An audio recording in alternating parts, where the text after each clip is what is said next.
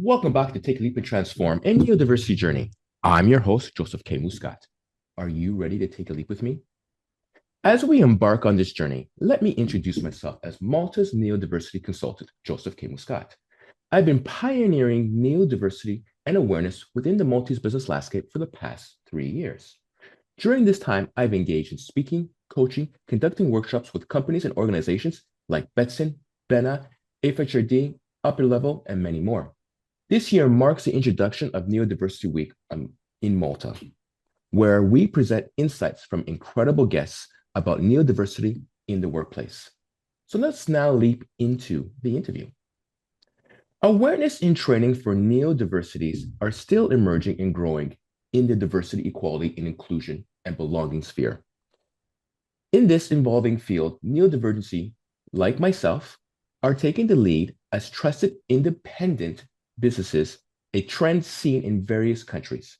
I'm delighted to be welcomed by Daphne and Dietrich, a dynamic couple pioneering this path in Belgium.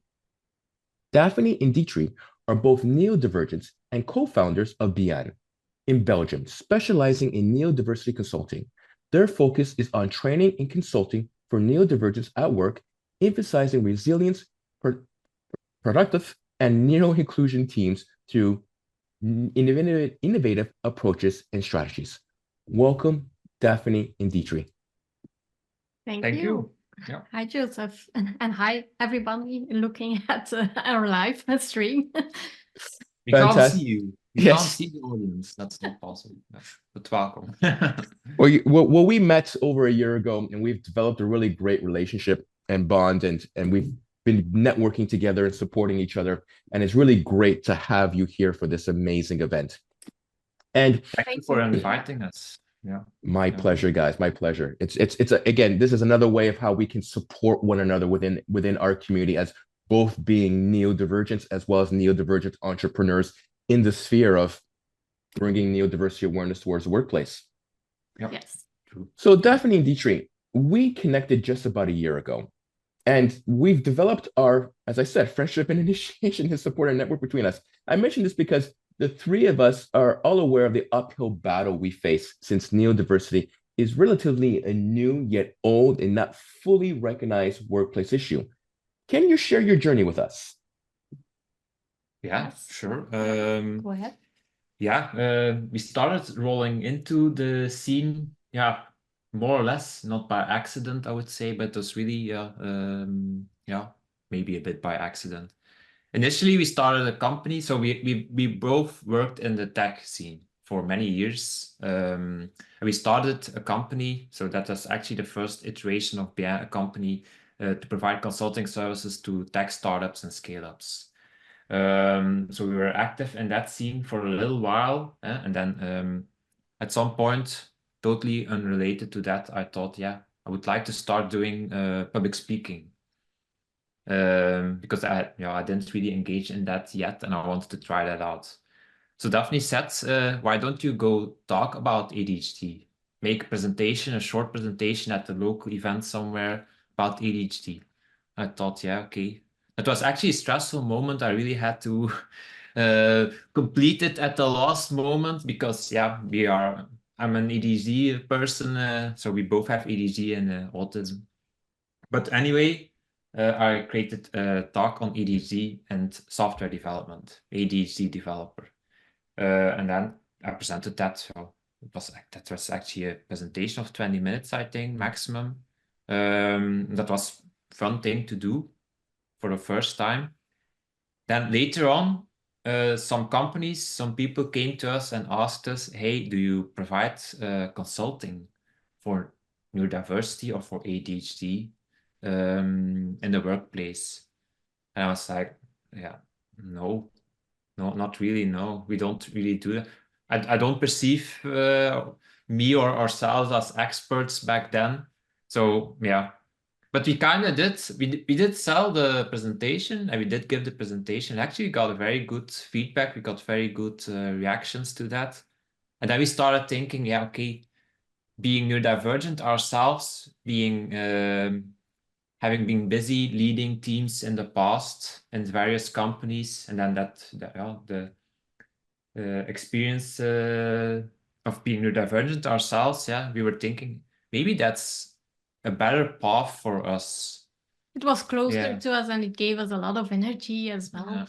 And then we started to do research and getting to know a lot more about neurodiversity and decided to do like a switch actually towards neurodiversity consulting.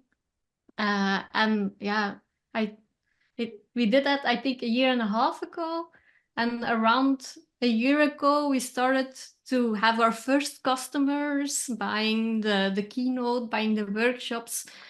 Some customers in the Netherlands as well asking for the consulting. And it's still an ongoing thing, because in Belgium we're still in the awareness journey around neurodiversity. While, for example, in the Netherlands, there are already employee resource groups that really support their company with consulting and ambassadors. So we get a lot more requests from the Netherlands at this point. Yeah. So a big part is really going to speak for free. So we go to speak for free at events, non-profit events or public events and stuff like that. It's really getting the word out. That's the most important still in Belgium. Yeah. So, thank you for sharing that. And it's really interesting, you made the comparison between the Netherlands and Belgium. So Netherlands have ambassadors, Netherlands have employee resource groups. Is that kind of concept just starting, or it's already pre-existing in Belgium, but they haven't looked into going into supporting neurodivergence yet? Yeah. Often they already have employee resource groups or like diversity, equity, and inclusion groups or committees, but they're not yet aware about neurodiversity in Belgium. So they're getting aware now about it, and they're trying to create some more awareness in the company. However, in comparison with Netherlands, there are really groups focused purely on neurodiversity underneath another group focusing on inclusion, actually. And that's, a very significant difference between both countries. And you can see that this week as well on LinkedIn and in the press as well. While the Netherlands, like today, it was an explosion of posts of companies doing something about neurodiversity this week, while in Belgium, it's super quiet. Yeah. Why? Also, go ahead, sorry.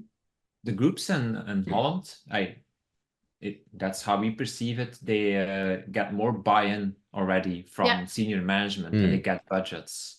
That is not yet the case in Belgium. So we have contact with a few people from that run ERGs, and usually the budget is getting a budget for speakers and for events. That's still an issue. So they're really still also busy with selling the idea to senior management and to the board. So we are still earlier. And we're helping them in that as well by talking for associations where actually HR responsibles are a member, or like the C-levels are members, and they are interested about it. They just weren't aware of it. They never heard of neurodiversity, and it's when we direct to the senior levels and the HR, they're more interested actually to book a workshop or a keynote. So that's something. Moving something. They're moving something, but I find the similar challenges here in Malta. It's still in its infancy, despite the fact they've been at it for 3 years. The interest is starting to pick up. The concept of ERGs is still a very new concept. There's only about 2 or 3 that I'm aware of companies that have employee resource groups. And even the concept of funding employee resource groups is still a very new idea. I know in North America, funding is one of the major things that ERGs are constantly fighting for, and some get it, some don't, are having to prove that. And it's interesting as well because, Netherlands and Belgium, if I got my geography correct, is really close together, yet one is very far ahead in the awareness and the activity that they're doing with ERGs and neurodiversity. Yeah, Belgium is it. Is there a particular reason why? Is it a cultural thing or? Could be. Yeah, it's actually for most of the things, like in technology as well. We come from the tech industry. In technology, we see that as well, that the Netherlands are often a bit further than Belgium. Yeah, further ahead. And for example, the UK are mostly the first, or at least UK and Germany mostly. Yeah. If it comes to tech, really. Yeah. Well, I think it's a cultural thing. Yeah. I think by nature, people from Belgium or Flemish people are more hesitant to pick up new things and more afraid of taking risks. Being risk averse. Yeah, indeed. Yeah. And what about then, when we talk about neurodiversity, again, just to give a cultural context here, when we talk about neurodiversity from a Belgian point of view, we know that there's been a history of stigma. Is the stigma and in that reservation some of the barriers that you are currently facing in bringing that awareness where there's interest, but they're not willing to jump on it right away? Yeah, I think that has a big role. And actually, yeah, we do know people in companies and sometimes senior leaders or sometimes even CEOs or from the C-suite that we know are neurodivergent. But the feeling that we have is that a lot of these people are very hesitant to speak out about it. Yeah. Because of the stigma, because of afraid of taking the risk that, it will have a negative effect on their company. Perceived differently. Yeah. And afraid of facing discrimination. But really, it's a chicken and egg problem. It keeps itself in motion. So, yeah. But there are some pioneers like us speaking about it, and other people are speaking up as well. So it's an evolution we have to go through, speaking about the stigmas, explaining that they're not true, that they're prejudices, and that actually the risk that you take as a company is much lower than the benefits that you get from it. The added value from having a neurodiverse team is super valuable, and it's something that you need if you want to be a future-proof company. Yeah. Very, very true. And it's interesting, again, it's a universal thing in regards to the fears of acknowledging and identifying yourself as being neurodivergent, particularly when you're even in a higher position. And and you're right about the chicken and egg aspect, but also there is also a bit of hypocrisy, because when those individuals who do come out, they come out when they are at a higher position, because now they feel safe that they've accomplished it, in spite of. And it's like, what about the people who are down below them, where, they're not in that position to come out? And what are you doing to lead the way where it's safe for them to come out where they are, not having to be at the top? Yeah. And lastly, in this area, you mentioned at the end that there's now more people starting to speak up. How is that movement? You said in regards to, you said that the more people are speaking up. So are you starting to see more consultants coming up, more people being more open about it? Well, there are more companies like us, indeed, getting established. So that's also a good thing. But we notice it especially in founders or C-levels talking about it in the press as well and on LinkedIn. A few. Yeah. But it's not that there are many of them, but there's a few, and it makes that it sets some movement or how to say, There is a sort of small movement, not specifically within the work environment, but there is a sort of movement going on Instagram, and then there's a few Facebook groups as well for people that are neurodivergent, and the Discord community. So yeah, when you peek into those areas, you see people starting to gather together, my English is... No, your English is perfect. Don't worry. I fumbled too, right? So it's okay. Yeah, so well. No, but you see that that's the start of a movement. But yeah, it's not. I don't want an us versus them. Yeah. Yeah. World. I don't want the world that with the regular, normal, quote unquote people, and then the neurodivergent people. They Right. all have their own groups, but that it's finding their what is the word again? Yeah, you need to find your group. You need to find your tribe. Mm-hmm. Then I think in the end, we will end up with people or more people starting to disclose because they feel backed up. Yeah, right. because they feel backed up. And then if you have companies like us or foundations that talk about neurodiversity, about it has challenges, but also has strengths, and it's just a natural thing. It's diversity of the brain, and we don't need to perceive it as a disorder per se. It can be a disorder, but it's not a definition by definition of a disorder. Those things. I think the different powers that start to gain traction will at some point, we hope, create a situation similar to the Netherlands, so that people will be more open to talk about it. But also because of the keynotes that we do and the workshops, there are also people within companies that we've spoken to or we went to that became ambassadors as well. For example, one of our customers, 11 Ways, they were already very far in the process of neuro-inclusion, but they really are ambassadors for neurodiversity at the workplace. So they speak openly about it, and they also inspire others. So they are the pioneering companies then, not the service providers, but the creative companies and the digital companies. Yeah, I totally understand that. One of my clients is Bjièn, and they started the ERG, ERG, and they had an ambassador leading the way. So they're one of the forefront of this, and it starts coming from the speaking engagements that and workshops that I've done for them. So with that all said, I like to explore two aspects. First, how is neurodiversity?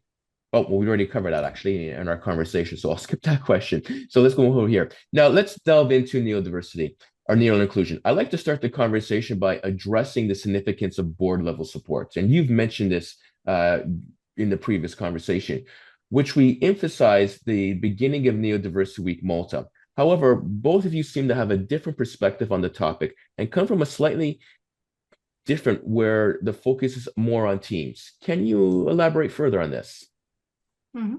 Sure. So first of all, having support of your board is super important to start with neuro-inclusion in the workplace. Why? Because they have the budgets, and also they have to set the expectations and the goals that you want, the standards, the values, and so on. And also when it comes to psychological safety, it has to start on a board level, actually.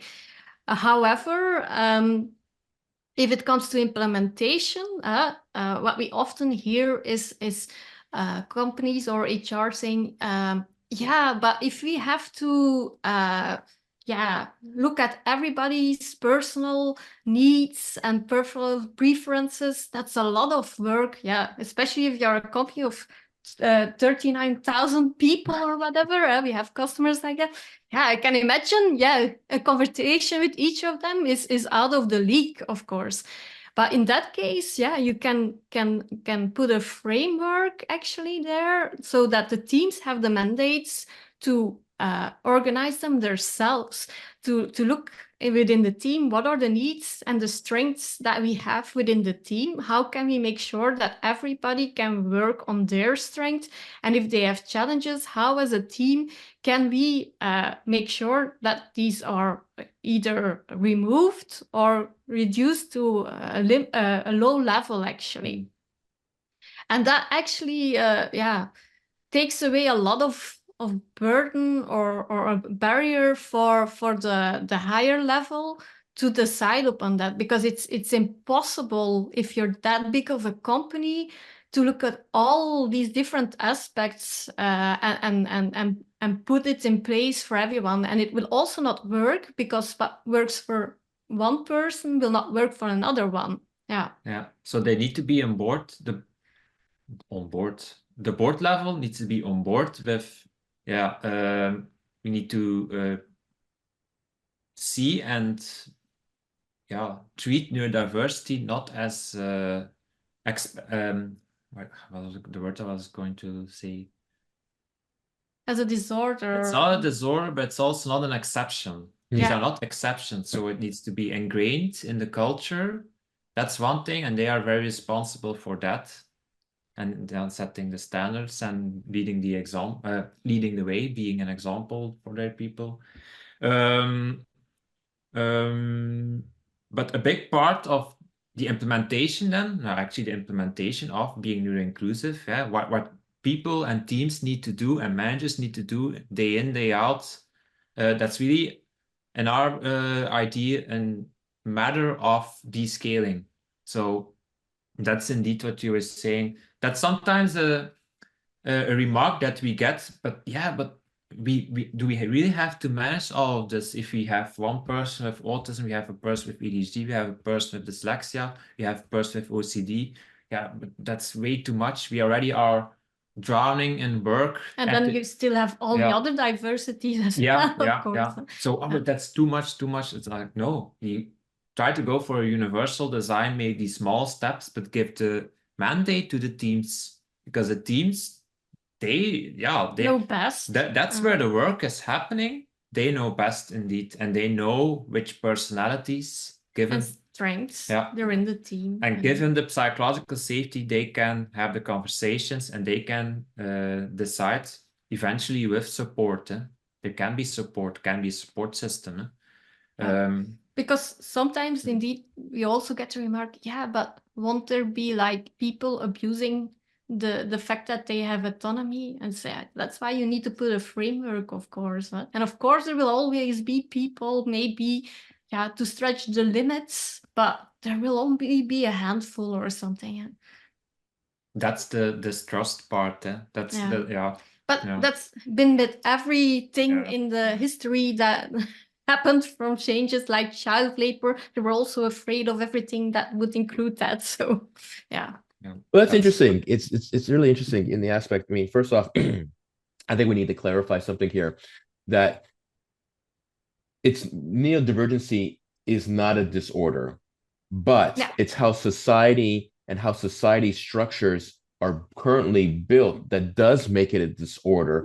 Because when we take a look at behavior and the systems, it's designed for one type of diversity. So if it's not designed for someone who's ADHD, then it puts them in a position where it becomes a disorder and they're at a disadvantage, right? So we need to, as you stated earlier, we need to have more universal design principles where it can no longer be seen as a disorder because we've removed those barriers. Until we do that, it's a disorder, unfortunately. And it's also interesting, the aspect, I mean, that's really interesting. The fear of autonomy. Why can you not let the teams have a degree of autonomy? Because that's how they're going to function best, to be able to be more creative, think out of the box, to build that strong teamwork environment. It's quite surprising to hear that there's this fear of autonomy. And what's also interesting as well is that we have to take a look at who's the first tier in the company. The first tier in the company is always the team and the manager before it even gets to the second tier, which is human resources, which then gets to the third tier, which is the employer, board level, whatever the structure is. So it's the manager and the team who always have to deal with it first. And if they don't have the skills and the resources and the framework and mandate to do that, then it becomes that conflict situation that companies want to avoid, where teams tend to break down. Yeah. And right now, in almost all the teams, also in teams that we have worked, there sometimes is conflict. Conflict arises, but they don't yet at this point, even without taking into account neurodiversity, they don't have the tools in many cases to deal with that internally. And that's in big part the psychological safety. So the psychological safety, to stress that, it's really, psychological safety is really valuable for the company. It's not just for the people. It has benefits for the people to talk openly about struggles, but it has a very, very big advantage for the company because you detect errors earlier, you can gather feedback more easy. People learn more because they can make mistakes, they can fail and learn from it. But that's a feeling that we have, and I think it's pretty general if we talk to other people as well. There's no really psychological safety is not really a given yet within companies. So when there's conflict internally, it already in many cases needs to be dealt with by HR or by not maybe senior management but middle management. Or So and just a person who is consolidated that you can talk to. Yeah, indeed. But then if you add the concept of neurodiversity, then it's even more. And then they think, but that's all going to come to us. So that's really giving the teams the tools. It's the safety, it's the tools about being able to give feedback to each other, to have open conversations, to all these kinds of things, and teach them ways to deal with the work. So also, how can we, if you're doing complex problems, complex work, how can we tackle that work? How can we divide that work? How can we work together? So all these things, and that's not in place yet. So let's break that down a little bit more, if you don't mind, because this is interesting, and I want to get your perspective and what you can share in this aspect. So let's first tackle psychological safety. What for you does, because I mean, psychological safety, again, can sometimes be a very vague word, and particularly when you've just stated that, it's a concept that isn't fully embraced yet. So what does psychological safety, 3 to 4 points, what does that look like to you?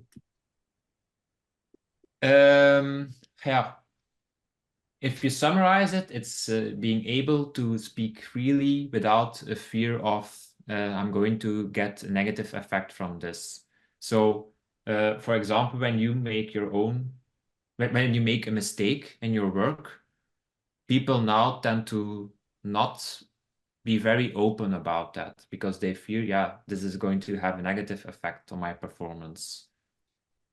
So it's and it's also not about being nice to everyone. It's also about being able to say respectfully if somebody is triggering you as well, that you can speak that out, and there are no frictions living under the hood or something. So that's the interpersonal aspects, and that I think is very important for neurodiversity and diversity in general, to be able to speak freely. But the most essential, that's actually the essential definition of psychological safety, is it creates learning environments, because teams and people dare to speak up about things that they see, this is going wrong, or I saw a mistake, or we forgot something, or I saw my manager make a mistake, for example. A manager, a person that has power, that has, it's the manager, it's a senior in the team, that person may have made a mistake, or I think I saw a mistake somewhere, but I'm not going to speak up about it because that's going to be not good for my career. But that's really hindering companies, that's hindering teams, and we actually need to be able to share those things, those feedback, those ideas, those if you see an error somewhere, and being able to do that. That company, that team is going to learn much more quickly and going to deal with issues much faster and going to innovate more. And actually there's research around diversity also from Amy Edmondson. So Amy Edmondson is the person writing the book, the professor from Harvard, I think. Okay. there's a research paper. If you compare a homogeneous team, so if a lot of people have the same profiles, without psychological safety, the homogeneous team compared to a diverse team, the homogeneous team will perform better. Yeah. Because they don't have the barriers in between the people and the communication differences. I think you got that mixed up. Not the homogeneous team, the diverse team, because I've read the same studies. The diverse team that has the more diverse the team is, they tend to outperform homogeneous teams. Yeah, but it's only if there's psychological safety. Right. Say okay. if not yet. Without psychological safety, it's the other way around. The homogeneous team performs better. So, and then they discovered with psychological safety, the diverse team is actually going to outperform the homogeneous. 30% more productive, actually. And they did the same research with neurodiverse teams this year, actually. And they saw that it even had a bigger effect if the team had several ways of thinking, because the groupthink was actually broken, how to say.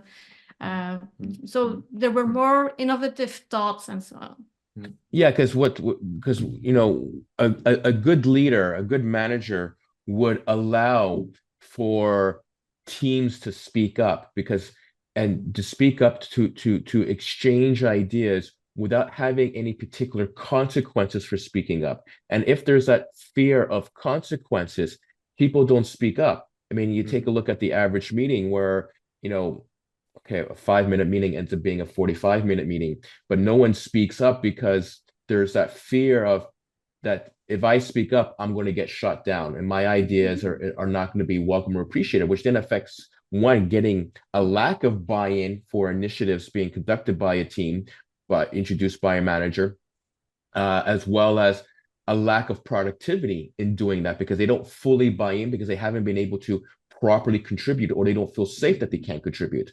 So it really has a huge impact on team dynamics and the productivity of that team. Now, you've mentioned earlier conflict. And what's interesting as well in that conflict is that you had mentioned that usually you get contacted after there's been some sort of conflict between a manager and a neurodivergent. And we have seen in the UK and even here in Malta, I'm not too sure about Belgium, it'd be interesting if you have any stats on that, where workplace tribunal cases have gone up with neurodivergence because of this conflict. And so in your workshops, first off, what kind of conflict what kind of conflict are you being informed about? And in your workshops, how do you potentially address in some fashion, if not directly or indirectly, that conflict? Yeah. So the conflicts we're mostly contacted about is somebody in the team that's neurodivergent, and they are bumping against the barriers of a standard being set in the workplace, and then they have to say, I'm actually neurodivergent towards their manager.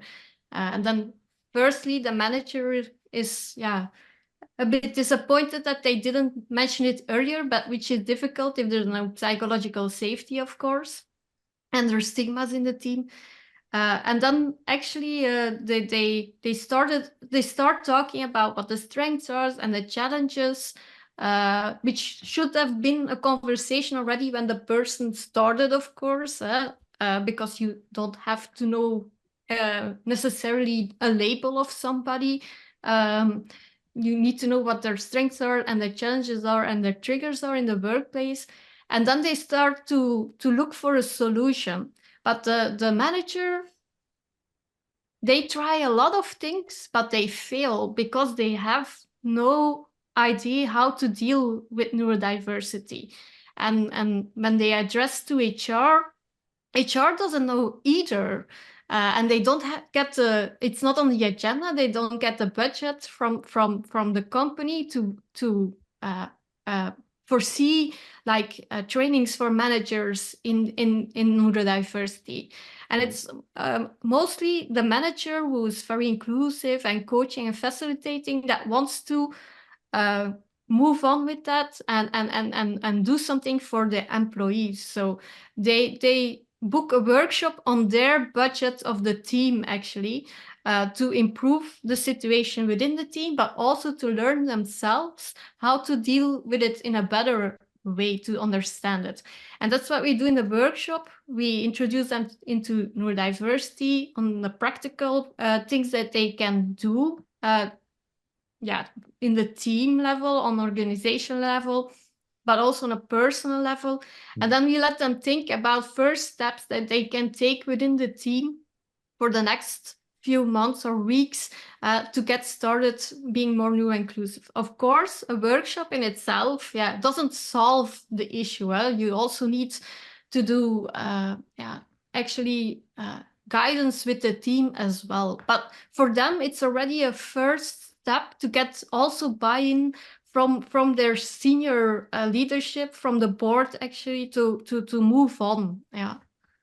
And within what you typically see in those workshops, they book the workshop and they expect a sort of session or workshop around how can we work with neurodivergent people, some sorts. So for example, somebody with ADHD or autism or dyslexia or OCD. But that's not what we provide. We do help with the problem, but we don't provide, so to say, a manual or a guideline. This is how you work with neurodivergent people. It's really about breaking, attempting to break the norms that are currently in the workplace. So around what is being professional, what is being productive, all these kinds of things. And then you see them slowly, it's becoming aware, you see the awareness growing, and they're like, at the end of the workshop, oh yeah, it's also how we behave. We have, I'm not going to say ableist, but expectations that are unrealistic for a lot of people. And then you see them like, oh yeah, okay. It's not just a neurodivergent person. We have a responsibility as well. If we change the design of our workplace and the design of how we work and how we make conversations and how we cooperate, then it can work for everybody. Yeah, like for example, we had a company where we went to for a keynote, and afterwards they realized, so the way we communicate to each other also has a big impact. So they started to change their way of communicating in emails, setting clear expectations and so on, checking off with each other. And it really improved the way how they work, because they had less miscommunications. That's interesting in the aspect, I haven't quite directly, well, in some ways I haven't quite directly run into this, but it does come up in questions, I guess, after a workshop or during a workshop or a speaking engagement, is how do I deal with somebody has this ADHD? They're looking for that manual. And even if there was a manual, the manual will only fit for that one particular situation, that one particular person, or that one particular environment. But as soon as you start introducing different types of ADHDers or different types of autistic people, the manual will be obsolete because every person's different. Yeah, indeed. I also learned that apparently Google, in their marketing team, every person has like a profile or a manual about themselves, so that they compose themselves. And so that then they share this with colleagues as well, and they have meetings about it every now and then. But in this way, everybody knows, this person communicates this way, or this person has these strengths, so I can go to this person for these kind of things. And we are actually a good example. Internally at the big company Bjièn, we both have diagnosis of ADHD and both of autism, but we are very different. I work in we we've changed over time. We've come to learn each other's strengths and challenges. But originally I work in a completely different way than Daphne. Yeah. And that also is something that we had to learn over time. It's finding the balance, and that's a bit the fear I have with manuals per person as well. It's not because you have a manual that you can push your manual on everyone in the team as well. You still have to find a balance that works for everyone. Yeah. Well, it's interesting. The individual manual, there's a document that there's a strategy that it's being taken upon, particularly with neurodivergent coaches or consultants within the workplace, which is a work with me document. Mm-hmm. And it very similar to what you're talking about, just a different name. And it highlights, that I'm, AD autistic. This is how my autism affects me. These are my triggers. These are my strengths. This is how I can add value to the team. And you present that to the team. You present that to the manager, in a sense of they get a better sense of how to work with you more effectively. And you're kind of presenting them that individual manual. Yeah. So that manager and the team can become more people-centric, more supportive to that individual. Yeah, but it should then be the case for everyone, not just neurodivergent. Yeah, absolutely. Totally, 100% agree. And I'm curious, because you mentioned something earlier in regards to teams have their own budget. Did I understand that correctly? Yeah, sometimes that's the case, in some companies. In some companies, that's interesting. The teams actually have their own budget, so they could invest in as a team aspect in regards to what they want to invest in for training or in learning in regards to that team development. That'd be interesting. I think that it adds up that again, that extra level of taking it away from the board level HR support and bring it down to the ground level, to the first tier, and say, okay, here's your structure, here's a degree of autonomy, and here's your budget to invest into whatever you see appropriate to develop your team further, particularly in this conversation, of course, neurodiversity, and maybe perhaps provide an option list as well as, 2 or 3 outside of that option list. So that way, again, it adds that structure and autonomy. Yeah. So, it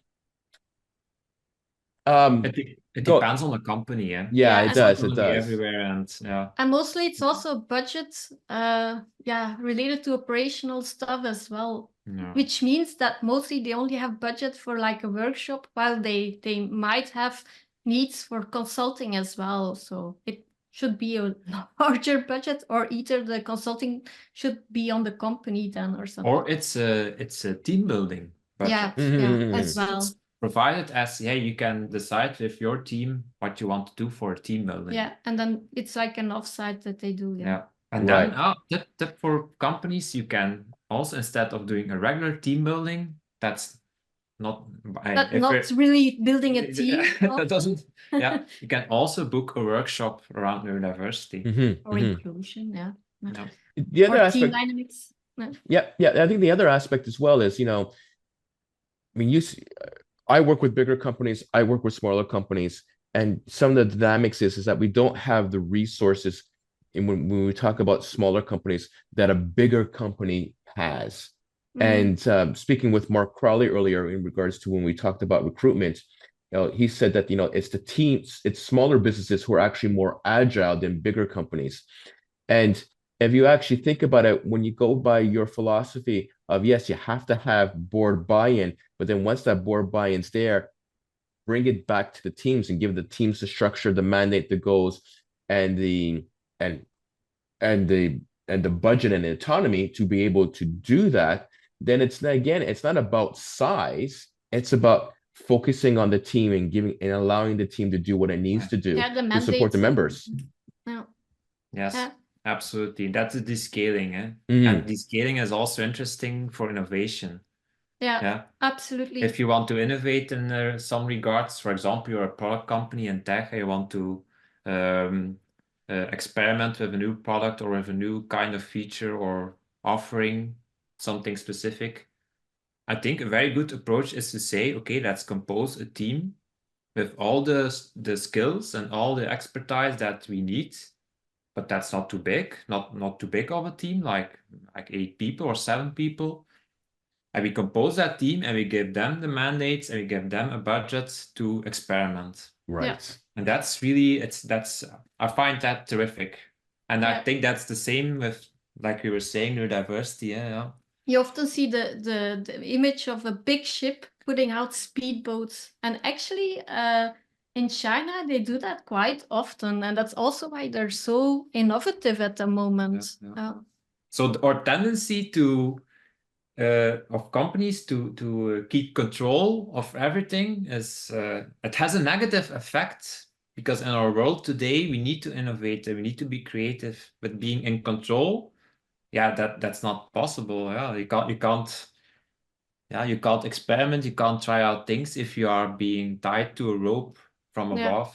So what you're talking about there is very interesting, because I'm reading a book, and Simon from earlier on Tuesday, we're talking about education, was talking about the same approach, from a change management perspective, is that companies need to have a 2-tier system. You have the management system, which is a proven system of success. But if you just leave just that one system, then that company becomes stagnant. And you see companies like BlackBerry or Nokia that had that structure, where because they didn't have that second system, they didn't become innovative, where they basically crashed and burned. And what they're saying is you need to have that second system of networking, where they have that autonomy with, again, structure, parameters, goals, budget, and being flexible to be able to interact with all the different teams. And because they have that second networking stream working in line with the first tier, the management system, they're able to get into that novelty, that innovation aspect of it. And then slowly, once they have a tested, proven ground, then they can start integrating that into the first tier. All right, which is exactly what you're talking about right there. So it's just change management approach, and there's about in this aspect, there's about 7 to 8 tiers on how to develop that second system. So this brings in then to the next question, because we talked about teams, we talked about onboarding, and there's the aspect of wish you would have told us from the very beginning. Well, if it's not psychologically safe, how can we tell you from the very beginning? And that starts off at recruitment. And during our prep talk, you talked about the aspect of they're very hesitant in recruiting neurodivergents. And both HR managers complain about employees, as you stated, not disclosing. So how do we respond to this overall resistance and the tendency to place blame on the employee?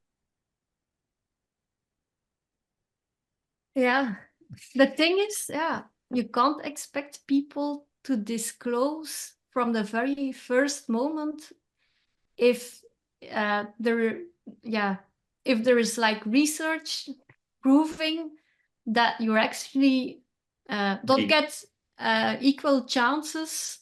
You're being discriminated against for being employed because there's stigma. And next to that, if we're talking about the neurodiversity paradigm, it also doesn't matter what the labels are, because it's about the strengths that you're hiring, the added value in your company, the cultural add.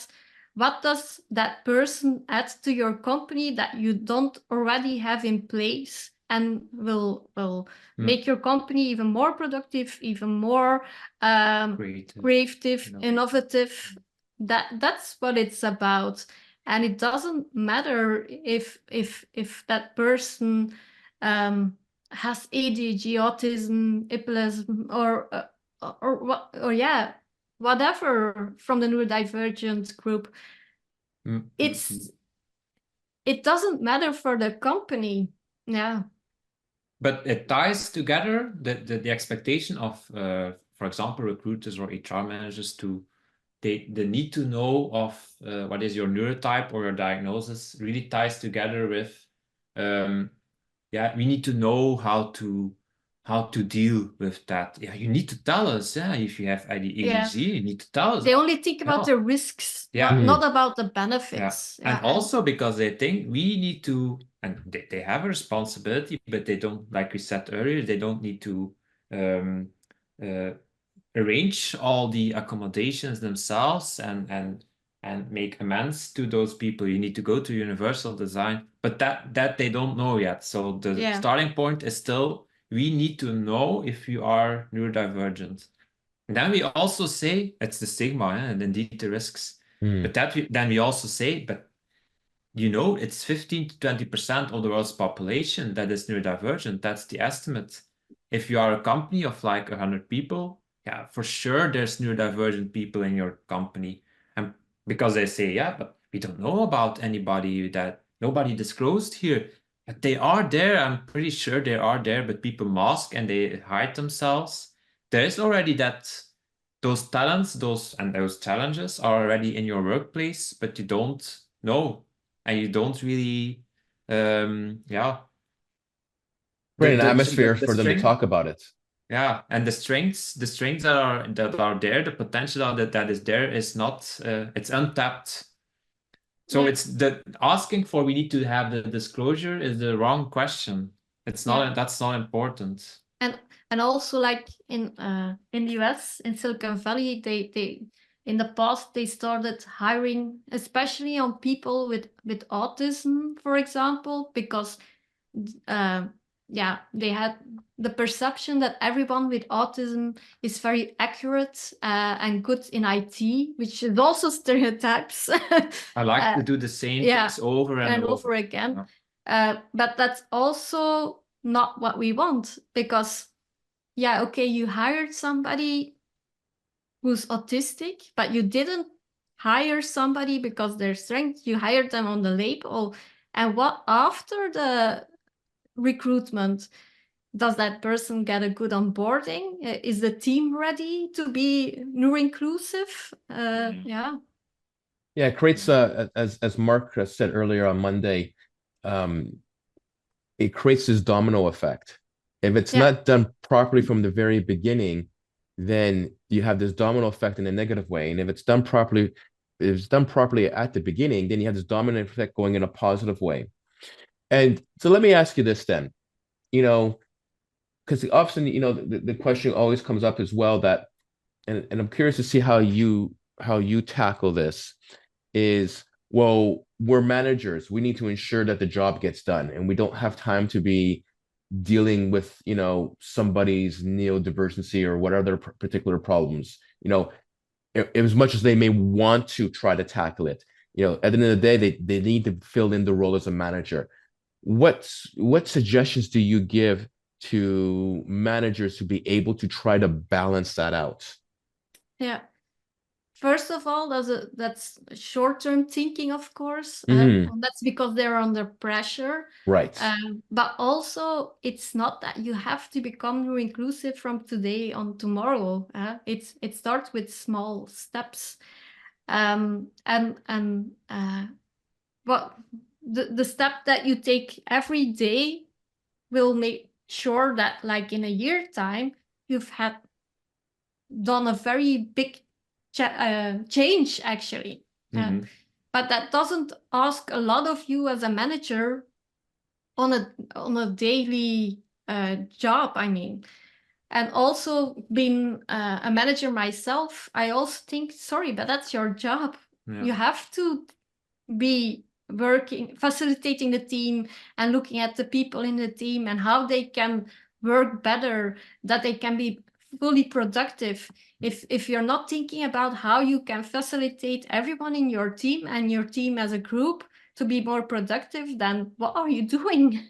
And the well-being. You need to have the conversations. You need to talk about well-being at work, because that's the core of managing. That's the core of leading teams. I wanted to say something, but I forgot about it. Well, I absolutely agree with everything you're saying, and I think a lot of managers miss that step. And it comes down to pressure. It also comes down to the fact that through the whole entire structure of the company, there isn't proper training given to managers, as well as are you hiring managers who have those skills, not just on the technical and project management side, or just because they're good at their job or seniority. I had to learn that myself. In the past, I was not very good in those regards. And then in the year before I created that talk, EDG developer, I slowly started to grasp like, oh yeah, okay, if there's a lot of requirements set from the senior management, and this needs to be done, and that needs to be done, and that needs to be done. As a manager, you can't just push everything down onto your people. Yeah, I need to get that done, and that done, and that done, and that done. And also I want to tackle that and that and that. And then and then trying to divide all the work in between the people, creating wasteful systems with delays and bottlenecks and whatnot. And it just doesn't work. I also had to learn that myself in the past. And that's something I saw in the past as well. Often the person being the best at the work gets the promotion, or somebody who's good in politics within the company, but they're not necessarily a leader. And that doesn't mean that they can't become a leader, of course, but they don't get the training for it either from the company. No. So I want to move on to an aspect of your workshop, and something that you actually created quite recently, if I recall correctly, regarding you created an intriguing game for the tech industry that addresses the unique challenges neurodivergent individuals face in the workshop. Could you elaborate on how the game works and share the reactions of participants that engaged with it? Yeah. So the game is a serious game. It's a board game, physical board game that we developed, and the goal of the board game is to teach people in the teams to find a balance between how to tackle the work. There's different ways how you can tackle the work, and there's also different ways to engage with each other and to cooperate. So there's all these kinds of ways that you can do that, but in the end, you need to find a balance. And the aspect of finding the balance is translated into a sort of health score. So the game, I will quickly explain the game. The game has 5 personas. So these are fixed personas that we created with a description. It's not real people. And you, as if you play the game with your group, you control these personas. So you make decisions on behalf of these personas.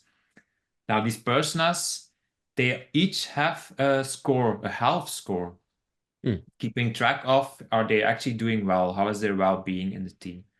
Plus, the product or service that they're working on also has a health score, because they need to take care of the product that they're developing. So to play the game is really a series of scenarios, random scenarios. In this case, it's about software development. The game is now targeted to software development teams, like you said. So they get these realistic scenarios. Can be a personal aspect, can be it can be about a people aspect, it can be about the technical aspect, can be about something went wrong with the product, or we got hacked or whatever. And then they draw that scenario, and then they have a whole table of practices, so they can deal with that in very, very different ways.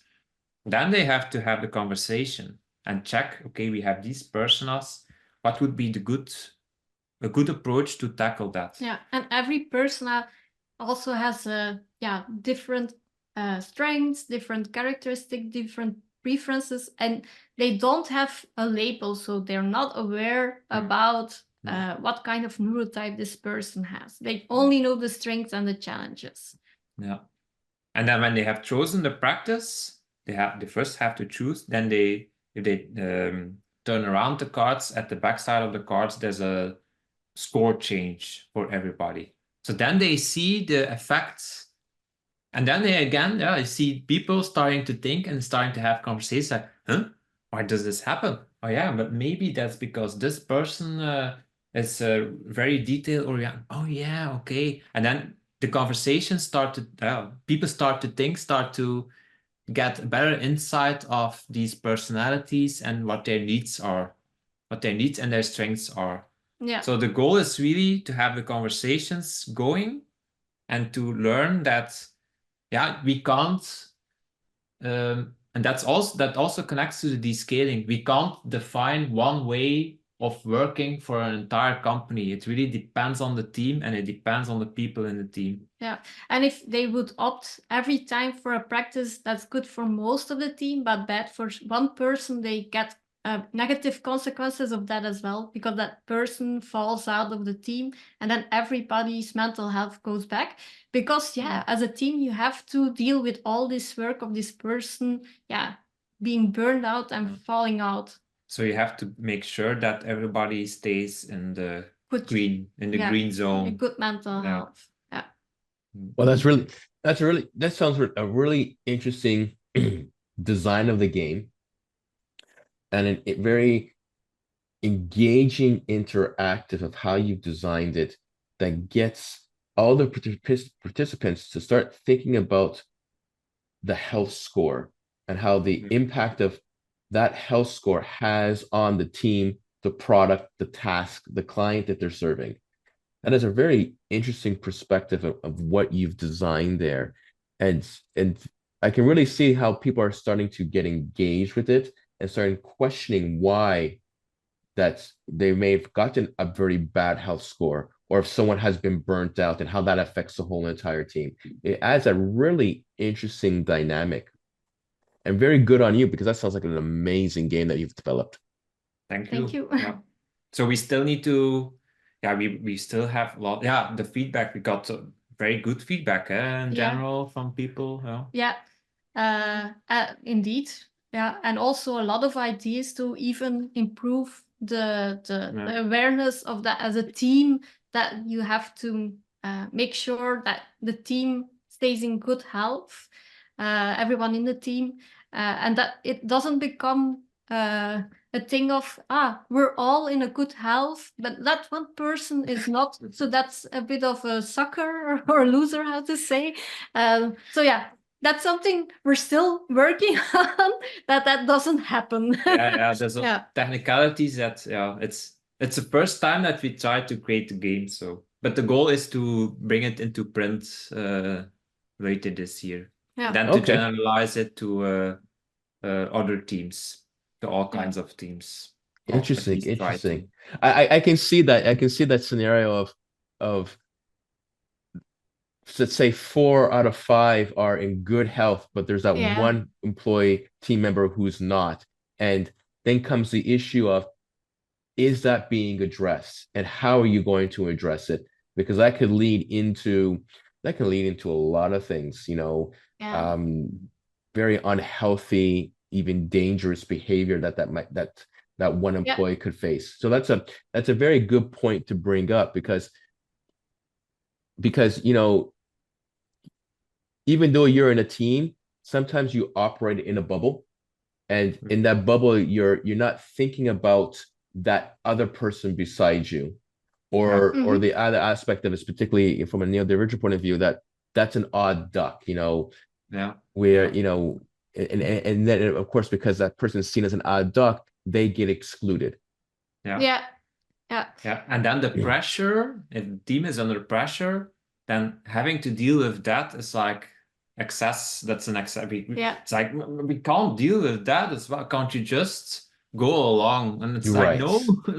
Right. And that was actually valuable feedback, I think, and we're redesigning it so that they actually get consequences, that the productivity goes down, so the product goes down, but also that it has an impact on the other people as well. Fantastic. That's a really fantastic game. So Daphne and Dietrich, we've basically concluded our wonderful conversation, and we've covered a lot of ground during our time together. And I'd like to ask you this last question. with everything that we have said and brought forward to our listeners in our conversations, what are 3 key takeaways you want our listeners and viewers to walk away with, should I say?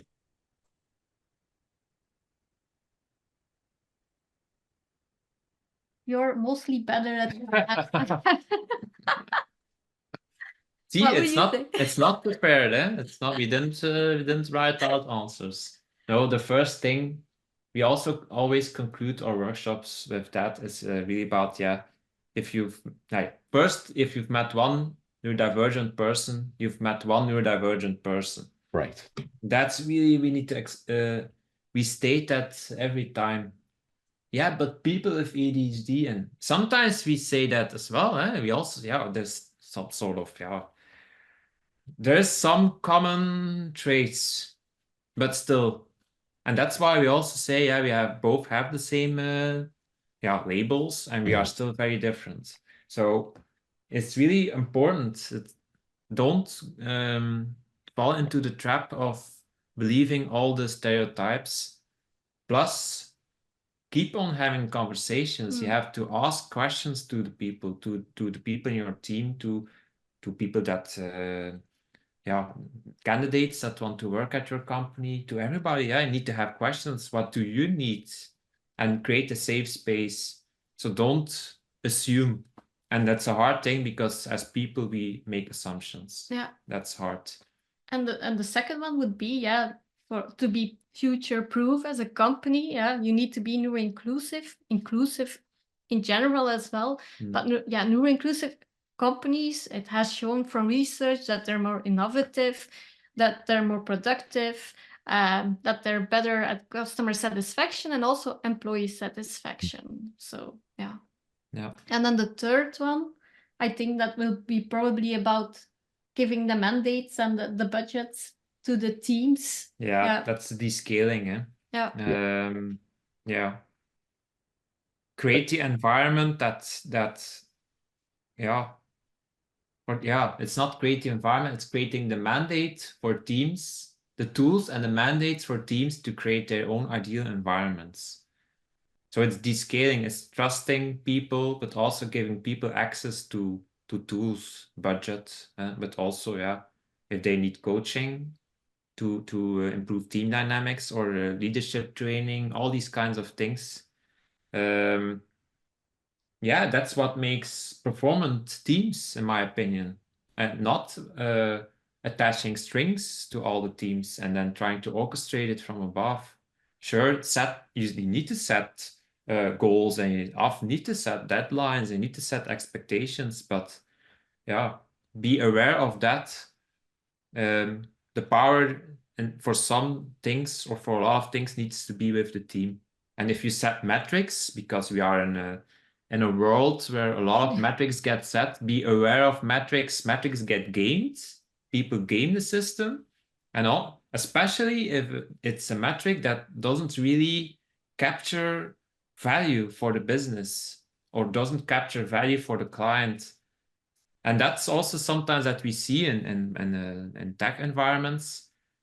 There are metrics, but they're like very technical metrics, like sometimes even the amount of change sets that you made in the code base. Like this week you made 3 of them, and other people make 5. That's not good. And then I think, but that person doing 3 change sets was perhaps helping half of the team and brainstorming with them and deblocking them. So those things don't help. So be aware of that. And even if you would try to measure the health or the engagement within the team, it will not be truthful if you don't have psychological safety either. Because people won't give honest response. No. Well, those are 3 fantastic key takeaways. And I think I'm going to add I'm not going to add, but I'm going to comment on the aspect of metrics, because I completely agree with everything you said. I used to believe in the phrase that if it can't be measured, it can't be managed. But then I learned from reading The Power of Difference how that statement is completely inaccurate and incorrect. And even the person who they say has said the quote and actually never said that quote. And in actuality, that quote comes from a paper from the 1950s, where the focus on the paper was on how companies over measure things, in particular things that does damage to the company, and yet they continue to still do it. Yeah. And the person that they claimed said something completely different, where the whole point of metrics isn't to measure what's wrong or what's good with the company, and it's not to measure performance. It's actually measured to give feedback to the manager, who could then can turn that, or the employer who can turn that to use that to coach their team to improve on what they've learned from the measurement. That's the point of metrics, and that has gotten lost in how companies behave and how they see metrics. Yeah, indeed. Yeah, and that's also why we are a bit of a fan of lean management and lean manufacturing practices. So yeah. Well, Daphne and Dietrich, I'm truly impressed by what you have accomplished, and I thank you for sharing your experiences with guiding us all to understanding why it's important to be inclusive to neurodivergent talent within the workplace. Well, listeners, we are on our last leg of an amazing Neurodiversity Week Malta tour, and we have one more interview happening shortly. In fact, in about an hour's time at 12 o'clock. Join me and my guest, Dragan Dunkov, as we discuss the importance of coaching and mentoring for neurodivergent talent within the workplace. Till next time, take a leap and transform.